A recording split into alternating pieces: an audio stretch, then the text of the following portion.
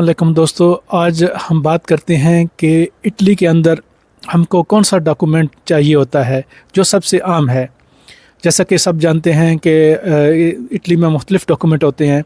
जैसे हम गैर मुल्कियों के लिए परमिसो दी सोजोर्नो जिसे बोलते हैं, जो कि मुख्तलिफ़ उसके हो सकते हैं। जैसे टेम्परेरी होती है तो वो 6 महीने और साल भी हो सकती है। फिर कार्ड 1 साल का भी हो सकता है, 2 साल, 3 साल।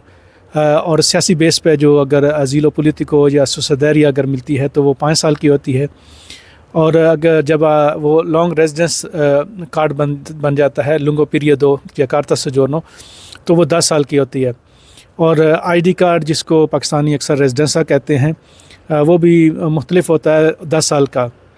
तो कब और कौन से डॉक्यूमेंट कब इस्तेमाल होते हैं? जैसे किसी भी आप दफ्तर में जब जाते हैं तो उस वक्त आपका ज़्यादातर आईडी कार्ड जो है वो मांगते हैं आपसे। अगर आपको पुलिस रोकती है या कोई डॉक्यूमेंट चेक करते हैं तो वो परमिसो दी सोजोर्नो मांगते हैं। लेकिन आम तौर पे अगर जब आप टेलीफ़ोन करते हैं कहीं, मसलन आपने एजेंसिया दिल इंतराता, टैक्स की एजेंसी या इम्स जो है वो, अगर आप काम के सिलसिले में कोई आपने कॉल करनी है, या अगर आप अपने डॉक्टर को अगर कॉल करना चाहते हैं, तो फिर कौन सा डॉक्यूमेंट इस्तेमाल होता है ज़्यादा? क्या परमिसो दी सोजोर्नो इस्तेमाल होती है, आईडी कार्ड इस्तेमाल होता है? तो उसमें इस्तेमाल होता है कोडिce फिस्काले, जो कि तेसरा सेनेटारिया या डॉक्टर कार्ड पे होता है। ये सबसे आम है टेलीफ़ोन पे।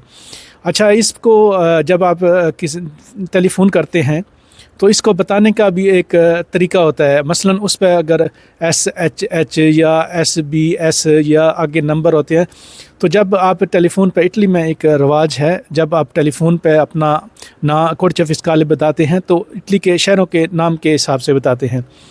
जैसे अगर B से शुरू होता है तो बोलोनिया है, अगर BA है तो अनकोना है, Z है तो ज़ेता है, और S है तो सवोना या सलेर्नो है।